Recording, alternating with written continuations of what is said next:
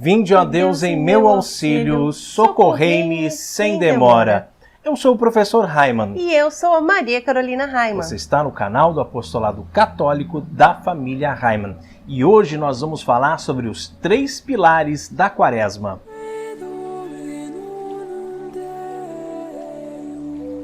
Nós estamos vivendo o tempo da Quaresma e já gravamos outros vídeos aqui no canal dentro dessa temática e parece que é um tema que não acaba nunca, né? Mas para nós não fazermos hoje um vídeo muito grande falando dos 3 pilares, nós vamos fazer aqui um resumão, né, Maria Carolina? E depois, quem sabe, mais adiante a gente vai fazendo outros vídeos para complementar alguma coisa, para esmiuçar mais alguns temas que podem ter ficado assim meio superficiais. Mas o importante desse vídeo, o recado que a gente quer passar para você, é que na Quaresma nós temos 3 práticas fundamentais. Por isso nós estamos chamando de 3 pilares, né? Porque o pilar dá sustentação a alguma coisa, certo? Então, os 3 pilares da Quaresma, e um depende do outro, tá? Não dá para você viver um sem viver os outros 2, ou não, viver 2 e deixar um de lado. Então tem que viver os 3, certo? É isso mesmo, porque nós temos observado algumas pessoas dando ênfase maior na questão do jejum, né, que envolve a penitência, as mortificações, e aí a pessoa acaba ficando fechada só nas penitências, só nas mortificações. O que eu posso fazer de mortificação? O que eu vou deixar de fazer, né, para me mortificar e tudo mais. Então, nós resolvemos gravar esse vídeo para lembrar da importância que os 3 são fundamentais, eles precisam andar juntos. Nesta Quaresma, eles precisam caminhar juntos. E nós ainda temos tempo, né? Temos ainda um pouco de Quaresma aí pela frente. E é importante, se você puder, já colocar hoje mesmo em prática essa vivência, né? Para ter maiores frutos, né, de santidade. Exatamente. A maior parte das perguntas que vêm a nós sobre a Quaresma estão envolvidas com a penitência, com abstinências, com jejuns, e não só para nós, mas a gente tem observado também que nas redes sociais de outros católicos que costumam gravar vídeos ou responder perguntas no Instagram, também as perguntas são sempre as mesmas, sempre voltadas para a questão da penitência. Mas como nós falamos, então são 3: a oração, o jejum e a esmola, certo? Então vamos começar a falar de trás para frente. Primeiro, a esmola. O que é a esmola? É a prática da caridade. É você ajudar alguém que precisa de alguma forma. Por isso que entra aqui dentro da caridade, dentro da esmola, as obras de misericórdia, certo? Nós temos as obras de misericórdia corporais e as obras de misericórdia espirituais. As obras de misericórdia espirituais são instruir os ignorantes, aconselhar os duvidosos, advertir os pecadores, suportar os erros pacientemente, perdoar as ofensas de bom grado, confortar os aflitos e rezar para os vivos e para os mortos. E as obras de misericórdia corporais são alimentar os famintos, dar de beber aos que têm sede, vestir os despidos, abrigar os sem abrigo, visitar os doentes, visitar os cativos, sepultar os mortos. Então, numa outra ocasião, como eu já falei no início, a gente pode se aprofundar aqui nas obras de misericórdia. Cada uma delas dá exemplos mais claros, tá? Mas você já viu quanta coisa você pode fazer nessa Quaresma, não é verdade? Então, se você estava preocupado só com as penitências, e a caridade, onde é que estava? Olha quanta coisa que você pode fazer em relação aí à prática da caridade. E quantas pessoas que te pedem ajuda praticamente diariamente, às vezes no semáforo, né? Alguém vendendo uma bala, e você fecha o vidro, ignora, faz de conta que não é com você, né? Quem sabe é o próprio Cristo que está ali estendendo as mãos, pedindo ajuda para você. Nós acreditamos assim que sempre que alguém te pede uma ajuda, é o próprio Cristo que está te dando a oportunidade, né, de você fazer o bem, de você ser mais generoso, né, de você se desapegar um pouco também, né, dos seus bens, enfim. Então nós temos que sempre olhar por esse outro lado, né? pelo lado de que o próprio Deus nos manda essas oportunidades, né? E graças a Ele, né? Graças a Deus que nós temos essa oportunidade de fazer o bem. Mesmo para quem tem muito pouco, né? Quem vive com muito pouco, mesmo assim, ainda consegue, né, achar um jeitinho. Aquela história do pouco com Deus é muito, né? Mesmo aquela pessoa que tem pouco, consegue partilhar com os outros, né? Ninguém é tão pobre, tão pobre que não possa ajudar com um pouquinho que tem, dividir o pouquinho que tem com aquele outro que não tem. E uma outra grande preocupação que a gente percebe é que as pessoas muitas vezes se questionam, mas o que ele vai fazer com o meu dinheiro? Né? Isso mesmo. O que ele vai fazer? Vai comprar bebida, vai comprar droga, etc. Gente, o que ele vai fazer com o dinheiro que você doou é problema dele. O seu problema é ajudar, é doar. Exatamente. Né? Nós não podemos entrar nessa questão, né? Até porque você não sabe o que é bom para ele, o que não é, o que faz bem para ele, né? Aquilo que ele faz com a vida dele, né? Por exemplo, um irmão sofredor de rua, né? Nós não sabemos como é o dia a dia dele, como é a vida dele, o que ele precisa fazer. E o que levou ele a chegar naquele estado, naquela condição, né? E aí nós vemos muitas pessoas ou criticando, né? Chamando de vagabundo e tal, que não trabalha e tal. Mas como o Rodrigo falou, a gente não sabe o que fez ele, o que levou a ele, né, a estar na rua, né, a não ter casa. E enfim, o que ele faz com o dinheiro dele é problema dele, é entre ele e Deus, né? Exatamente. Aí ele vai prestar conta a Deus, né, se ele estiver aplicando de uma forma errada. Exatamente. Não é sua responsabilidade, né, ficar pensando nesse tipo de coisa. Nós temos a obrigação de fazer esmola, de praticar a caridade, e não só agora na quaresma, sempre, né? Mas sobretudo na quaresma, né? É um tempo assim que nós precisamos nos dedicar mais para esse tema também. Então voltamos aos 3 pilares: oração, jejum e esmola. Acabamos de falar da esmola, estamos indo de trás para frente, vamos para o jejum, ok? Dentro desta palavra jejum tem que ficar claro uma coisa, gente. Em primeiríssimo lugar, jejum é ficar sem comer. Certo? Jejum é ficar sem comer. Não existe jejum de conversas frívolas, jejum de... palavras más. Jejum de Instagram, né? Não existe isso, tá? Mas nós entendemos que dentro da palavra jejum, nós conseguimos encaixar todas as penitências, né? A abstinência de carne, a abstinência de uma outra comida que você gosta, que você vai abrir mão dela durante a quaresma, e outras penitências e outras mortificações. Então, por exemplo, você vai ficar hoje, você vai dormir sem travesseiro, ou você vai dormir no chão, ou se é muito quente aí na sua cidade, você vai dormir sem o ar-condicionado, sem o ventilador. Durante o dia você não vai se sentar, você vai ficar o dia inteiro em pé. Então tem tantas coisas que a gente podia gravar um vídeo só com isso, né? Só falando de exemplos de possíveis penitências, certo? Mas, claro, eu falei no começo, jejum é ficar sem comer. Portanto, nós também temos que lembrar que existe o jejum eclesiástico, né? Como é que a igreja pede o jejum? É tema para outro vídeo, certo? Mas a igreja vai pedir um tipo específico de jejum para você e vai dizer quem está apto a fazer, de qual idade até qual idade, né? E pessoas também doentes, gestantes, que estão ali livres daquele jejum. Enfim, existe o jejum livre que você pode fazer. Hoje eu vou ficar o dia inteiro sem comer nada. Ou hoje eu vou fazer um jejum à base de pão e água. Ou hoje eu vou fazer... Mas também tem aquele da igreja, aquele que ela pede para pessoas específicas, um jejum específico e um jejum em situações específicas. Tem data certa para isso, né? É o jejum eclesiástico, o jejum da igreja, né? E também dentro aqui dessa questão, como eu já falei, mas vamos voltar, tem a questão da abstinência de carne, que também tem regras claras, específicas. Às vezes a pessoa diz, mas peixe não é carne? Não, para a igreja, peixe não é carne. Tá? Mas qual idade? Né? Qual dia? Tudo isso é muito claro, muito específico, está no Código de Direito Canônico, está tudo muito bem determinado, mas a gente pode falar disso numa outra oportunidade, tá? É só para a gente dar uma pincelada geral aqui na questão do jejum, né? Abstinências, penitências, mortificações, jejum eclesiástico, enfim. Deixa eu interromper o seu vídeo rapidinho para falar uma coisa muito importante. Nós estamos vivendo o tempo da quaresma.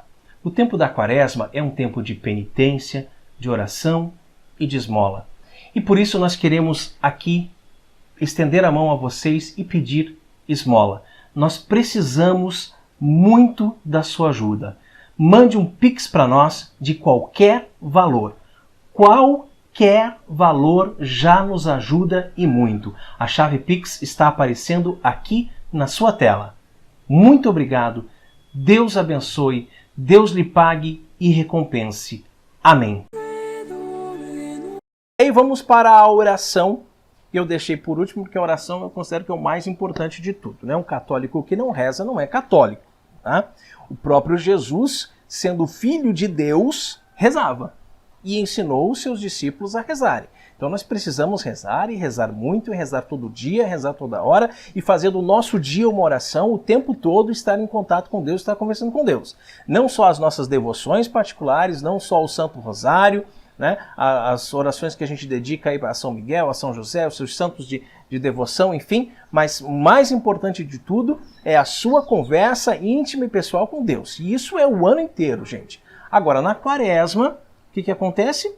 A gente intensifica isso. Né? Da mesma forma que a gente intensificou a caridade na Quaresma, a gente intensificou as penitências, os jejuns, que também é para ser feito o ano todo, a gente vai intensificar a oração. Né? E a oração maior da igreja é a Santa Missa.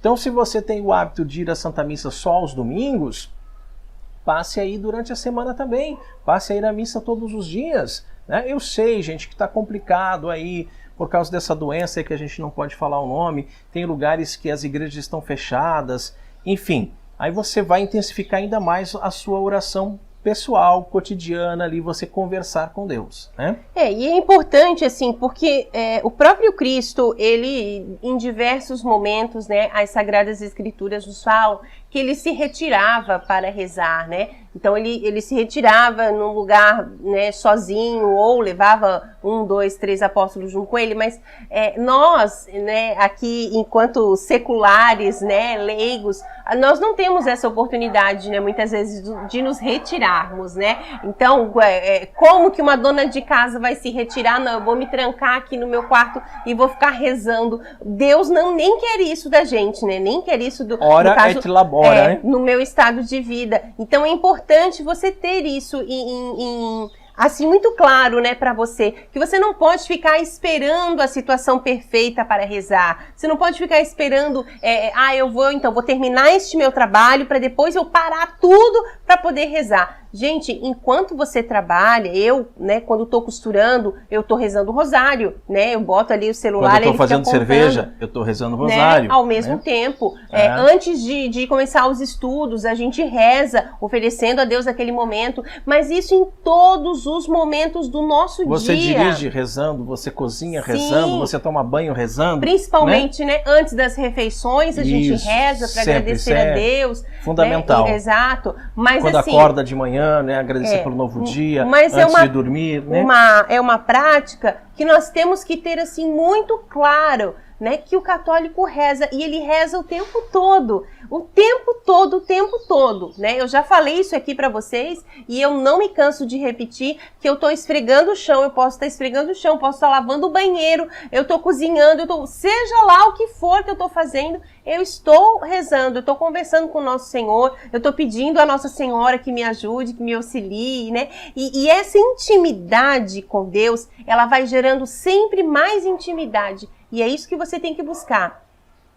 Essa intimidade, aumentar, né? Fazer crescer. E a Quaresma é sempre uma ótima oportunidade para isso, né? Exatamente. Fazer crescer a intimidade entre você e Deus. E não podemos esquecer que a oração é um diálogo, tá? Então não é só você falar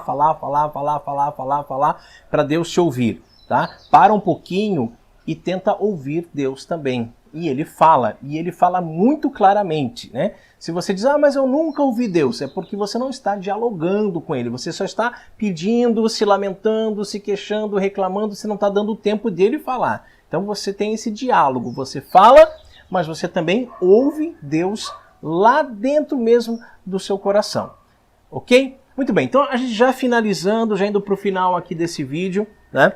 Nós queremos falar que como já falamos no início, os 3 pilares estão interligados. Uma coisa depende da outra. Então, por exemplo, jejum sem oração. O que é, Carol? É uma dieta, né? É uma dieta. Né? Inclusive está ligada à vaidade, né? Você deixar de comer para, sei lá, emagrecer. Pode ser que tivesse ligado a uma questão de saúde também, mas a maior parte das vezes a gente vê que é ligado à vaidade, à estética, né? Ficar magrinho, ficar saradinho, ficar bonito, etc, etc.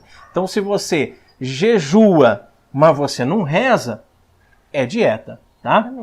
Jejum sem a prática da caridade. O que é, Carol? É a avareza, né? É a avareza por quê? Porque você está jejuando, logicamente vai sobrar, né?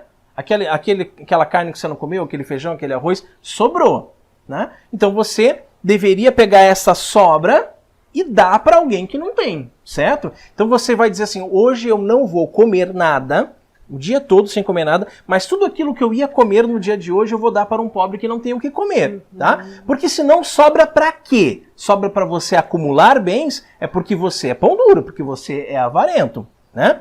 Agora, a oração sem a caridade, o que ela é? É como a fé sem obras, né? Ela é infértil, ela não produz nada. Não vai dar fruto nenhum, né? São Tiago já nos diz, a fé sem obras é morta. Então, se você reza, mas você não abre a mão para ajudar ninguém, você não faz o bem, você passa o dia inteiro rezando, você vai na missa todo dia, mas você não é capaz de dar um bom dia para o seu vizinho, você está sempre com a cara fechada, sempre amarrado, isso aí não está dando, a tua oração não está dando frutos, né? Ela é infértil, é a fé sem obras, ok? E a oração sem o jejum? Ela é deficiente, né? É débil, né? Até mesmo porque o próprio Senhor Jesus Cristo nos falou que existem demônios que só são expulsos com jejum, né? Exatamente. Então, tem alguma coisa errada. Se você reza, mas nunca você abre mão de uma comida gostosa, nunca você fica, né? Tem alguma coisa errada, quer dizer, você não quer se doar, você não quer se dar, você não quer fazer nenhum sacrifício, você quer ficar mimando o seu corpo o tempo todo. Então tem uma debilidade, tem uma deficiência aí dentro, né, dessa questão. E a caridade sem oração?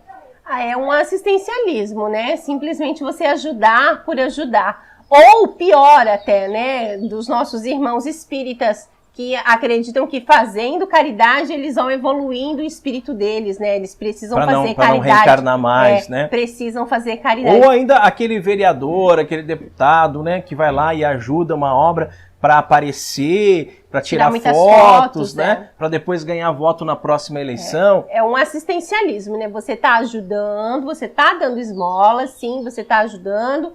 Mas se você não reza, então fica uma coisa vazia, né? Ficou vazio. Aquela pessoa que recebeu, ela ficou satisfeita de ter recebido. Mas será que Deus ficou satisfeito com você? Por você ter ajudado alguém, mas sem a oração? Tem que estar vinculado, oração junto com a caridade, né? Quantas pessoas que a gente vê por aí que quando vai ajudar alguém, primeiro faz uma selfie, né? E aí posta em todas as redes sociais. Então, tem coisa errada aí, né? É esse assistencialismo que a Carol estava falando. E para nós terminarmos, então, a caridade sem o jejum. Ela é inviável, né?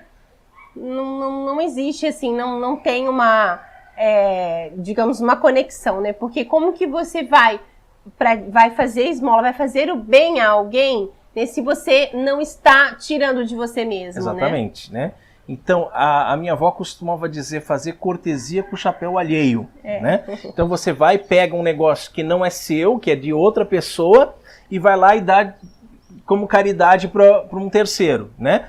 Como eu falei, aquele terceiro vai ficar satisfeito, mas tem que vir de você, tem que sair de você, né? Para que a caridade dê frutos, né? Então você tem que perder alguma coisa. Ela tem que custar, né? Tem que custar, exatamente. Essa que é a verdade. Você tem que abrir mão de algo, você tem que sofrer com aquilo para você poder dar para o outro, né? Quantas e quantas situações, que não convém aqui a gente contar, né? Mas que a gente já viveu de você dar para o outro e fazer falta para você, né? Porque a caridade, gente, não é dar o que sobra, né?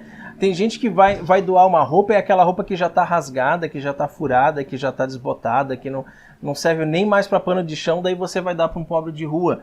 Então você tem que dar aquilo que ainda é bom, aquilo que funciona, aquilo que, né?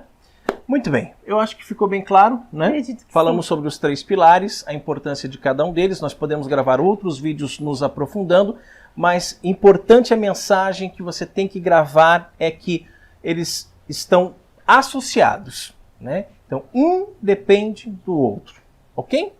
Glória ao Pai, ao Filho e ao Espírito Santo, assim como era no princípio, agora e sempre, por todos os séculos dos séculos. Amém. E você que é devoto de São Padre Pio não pode perder. Amanhã, ao meio-dia, aqui no nosso canal, tem vídeo novo. Orando com Padre Pio, não perca!